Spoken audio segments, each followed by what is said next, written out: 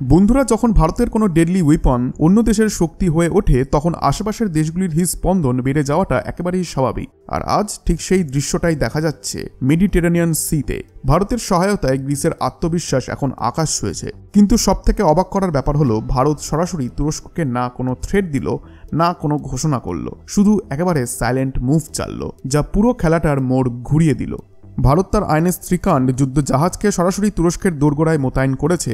আর এই যুদ্ধ জাহাজ এমন সব অস্ত্র নিয়ে সজ্জিত যাদের নাম শুনলেই শত্রুর রক্ত হিম হয়ে যায়। 8টা ব্রাহ্মোস সুপারসনিক মিসাইল, 32টা বারাক মিসাইল, 8টা air defence system, rapid fire guns, আর সঙ্গে রয়েছে টর্পেডো টিউবস। এই শক্তিশালী যুদ্ধ জাহাজ এখন গ্রিসের সঙ্গে ভূমধ্য সাগরে যৌথ মহড়া চালাচ্ছে। আর এই কারণেই হঠাৎ পরিস্থিতি নাটকীয়ভাবে বদলে গেছে। আঙ্কারার সামনে এখন সবথেকে বড় প্রশ্ন তার পরের চালটা কি হবে। কারণ একথা স্পষ্ট যে ইন্ডিয়ান নেভি যে কোনো চ্যালেঞ্জের জবাব দেওয়ার জন্য পুরোপুরি প্রস্তুত। এমনকি তুরস্কের অবস্থা এতটাই খারাপ হয়ে গেছে যে ভারতের পাল্টা আঘাতের ভয়ে তারা নিজেদেরই অঞ্চলে পেট্রোলিং পর্যন্ত বন্ধ করে দিয়েছে। এখন বড় প্রশ্ন হলো, ভারত আর গ্রিসের এই যৌথ মহড়া তুরস্কের জন্য নতুন কি সংকেত বয়ে আনছে? আর কেন তুরস্ক বারবার ভারতের কাছে পিছিয়ে আসার চেষ্টা করছে? পুরো ঘটনা আসলে কিভাবে ঘটলো আর রিয়াল গেম চেঞ্জার কি ছিল তা জানবেন এই ভিডিওর মধ্যেই। কিন্তু তার আগে ভিডিওটাকে একটা লাইক দিন আর চ্যানেলটাকে সাবস্ক্রাইব করতে ভুলবেন না। বন্ধুরা, যখন দুই দেশ শুধু হ্যান্ডশেকের সীমা পেরিয়ে একে অপরের শক্তি হয়ে দাঁড়ায় তখন গোটা পরিস্থিতির মানচিত্র বদলে যাওয়াটা অবধারিত। ঠিক এই ছবিটাই তৈরি হয়েছে প্রধানমন্ত্রী মোদীর গ্রিস ভিজিটের সময়, যেখানে শুধু বন্ধুত্বের কথাই হয়নি বরং প্রতিরক্ষার সহযোগিতার একটি শক্ত ভিত গড়ে তোলা হয়েছিল। আর আজ সেই প্রতিশ্রুতি বাস্তবায়িত হচ্ছে। গ্রিসের আনুষ্ঠানিক আমন্ত্রণে ভারত তার সবথেকে ডেডলি নেভাল ফ্লিট সরাসরি ভূমধ্য সাগরের পথে পাঠিয়ে দিয়েছে। এই ফ্লিটে রয়েছে 2টি ডেস্ট্রয়ার ওয়ারশিপ, একটা বিশাল রিফুয়েলিং শিপ, 2টি দ্রুত গতির পেট্রোল বোটস আর পুরো টিমের প্রাণ কেন্দ্র আইএনএস ত্রিকান্ড।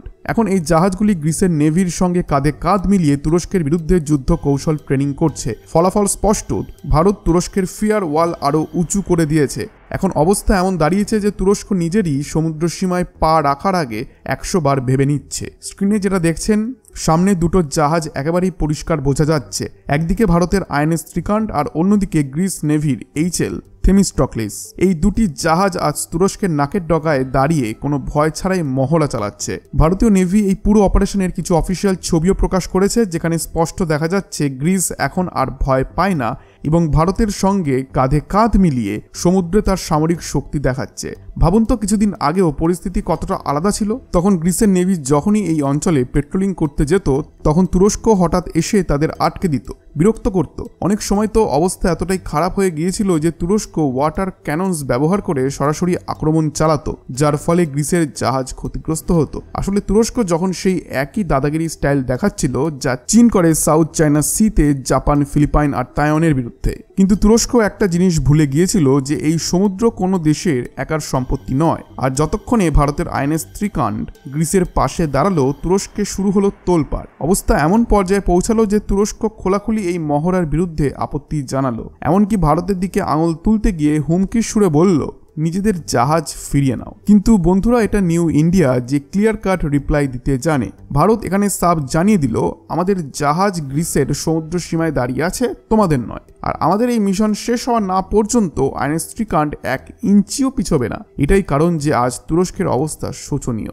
রিপোর্টে বলা হয়েছে, যেদিন থেকে ত্রিকান্ড গ্রিসের সঙ্গে ভূমধ্য সাগরে মহড়া শুরু করেছে সেদিন থেকে তুরস্কের নেভি ওদিকে মুখ দেখানোর সাহসও করেনি। কারণও পরিষ্কার, আন্তর্জাতিক নিয়ম অনুযায়ী যদি দুই দেশের সেনা যৌথ মহড়া চালায় আর তৃতীয় কোনো দেশ তাতে নাক গলায় তবে তাকে সরাসরি এনিমি কম্ব্যাট্যান্ট ধরে নিয়ে জবাবি আক্রমণ করা যায়। আর এই ভয়ই তুরস্ককে পিছিয়ে দিয়েছে। কিন্তু খেলা এখানেই শেষ নয়। ইতিহাস বলে, every fortress has a weapon that can break it. আর আজ তুরস্কের সবথেকে বড় অহংকার তার রাশিয়ান S-400 ডিফেন্স সিস্টেম ঠিক সেই অস্ত্রের সামনে দাঁড়িয়ে গেছে যা তাকে ভেঙে ফেলতে পারে।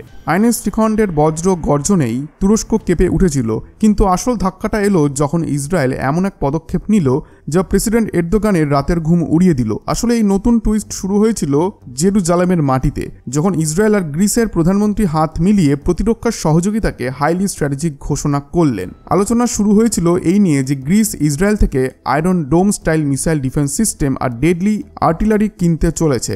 কিন্তু আসল রহস্য ফাঁস হলো সাইপ্রাসের অন্ধকার রাতগুলিতে যখন কিছু ছবি হঠাৎ প্রকাশ পেল। সেই ছবিতে দেখা গেল Israel Barack MX air defence system গোপনে মোতায়েন করা হচ্ছে। ছবি প্রকাশ হতেই আঙ্কারায় হইচই পড়ে গেল। তুরস্কের প্রতিরক্ষা মন্ত্রণালয় সঙ্গে সঙ্গে সতর্কবার্তা জারি করল যে এটা অঞ্চলের নাজুক ব্যালেন্স ভেঙে দেবে আর তার ফলাফল হবে ভয়ঙ্কর। তাদের এই আতঙ্ক একেবারেই ভিত্তিহীন নয়, কারণ তুরস্কেরই ডিফেন্স অ্যানালিস্ট আর্দা মেবু তোগরু স্বীকার করেছেন বারাক এমএক্স হল রাশিয়ান S-300-এর চেয়েও বহুগুণ মারাত্মক। মনে করুন 1997 সালে সাইপ্রাস চেষ্টা করেছিল এই একই S-300 মোতায়েন করার, কিন্তু তুরস্কের হুমকির কারণে কখনো তা সম্ভব হয়নি। আর ছবিটা একেবারেই পরিষ্কার। একদিকে গ্রিস ও ইসরায়েলের বাড়তে থাকা স্ট্র্যাটেজিক ফ্রেন্ডশিপ, অন্যদিকে সাইপ্রাসে ডেডলি উইপন্স ডিপ্লয়মেন্ট, আর এর ওপরে ভারতের ব্রাহ্মোস যা সরাসরি তুরস্কের S-400-কেও নিউট্রালাইজ করতে পারে। এটা কি নিছক কাকতালীয় ঘটনা নাকি তুরস্ককে চারিদিক থেকে ঘিরে ফেলার এক ক্যালকুলেটেড মুভ? আসলে ভূমধ্য সাগরে যা চলছে সেটা মোটেই কোনো কোইন্সিডেন্স নয়, বরং ভারতের কষে দেওয়া স্ট্র্যাটেজিক প্লে। এটি এমন এক চাল যার পূর্ণ রূপ এখনও তৈরি হচ্ছে। খবর অনুযায়ী আগামী মাসগুলিতে আইএনএস ত্রিকান্ড ইতালি ও ফ্রান্সের বন্দরগুলিতেও উপস্থিতি জানাবে। ভাবুন তো, যখন ভারতীয় নৌবাহিনীর যুদ্ধ জাহাজ ইউরোপের এই বন্দরগুলিতে নোঙর ফেলবে, তখন গোটা দুনিয়াকে স্পষ্ট মেসেজ দেওয়া হবে, India can project power at any maritime front. শুধু তাই নয়, ভারত ও গ্রিসের মধ্যে শীঘ্রই একটা বড় লজিস্টিক্স এগ্রিমেন্ট হওয়ার আলোচনা চলছে। যদি এই চুক্তি হয়, তাহলে ভারতীয় নেভির জন্য ভূমধ্য সাগরে শক্তি প্রদর্শন আরও সহজ হবে। সেক্ষেত্রে তুরস্কের কোনো অধিকারী নেই ভারতের ডেস্ট্রয়ারকে ফিরিয়ে নেওয়ার কথা বলার। এই কারণেই তুরস্কের নৌবাহিনী আজ ভারতীয় জাহাজের আশেপাশে ঘেঁচতেও সাহস পাচ্ছে না, বরং বারবার বলছে ইন্ডিয়া গো ব্যাক। কিন্তু বাস্তব ছবিটা একেবারে আলাদা। আজ গ্রিসের সবথেকে বেশি প্রয়োজন ভারতীয় নৌবাহিনী, কারণ ভূমধ্য সাগরে তুরস্কের আগ্রাসন দিন দিন বেড়েই চলেছে। আর ভারতের কৌশল একেবারেই পরিষ্কার। একদিকে গ্রিসের পাশে দাঁড়িয়ে তুরস্ককে তার নিজের ঘরে চ্যালেঞ্জ দেওয়া, আর অন্যদিকে ফিলিপিন্সের সঙ্গে হাত মিলিয়ে চীনকে সাউথ চায়না সিতে ঘিরে ফেলা। এটা নিছক মিল নয়, বরং ভারতের সুনির্দিষ্ট কাউন্টার স্ট্র্যাটেজি, যা বেইজিং আর আঙ্কারাকে করা বার্তা দেয়, if you side with Pakistan, India will encircle you with its allies right at your door step. এই আতঙ্কি তুরস্ক এখন তার সবচেয়ে বড় স্বপ্ন, একটা মেগা এয়ারক্রাফট ক্যারিয়ারের কাজ ত্বরান্বিত করেছে।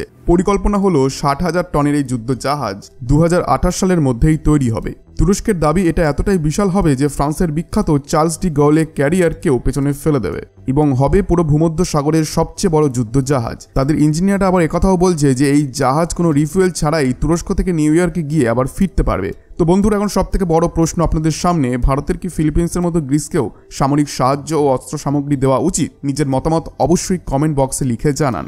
ধন্যবাদ।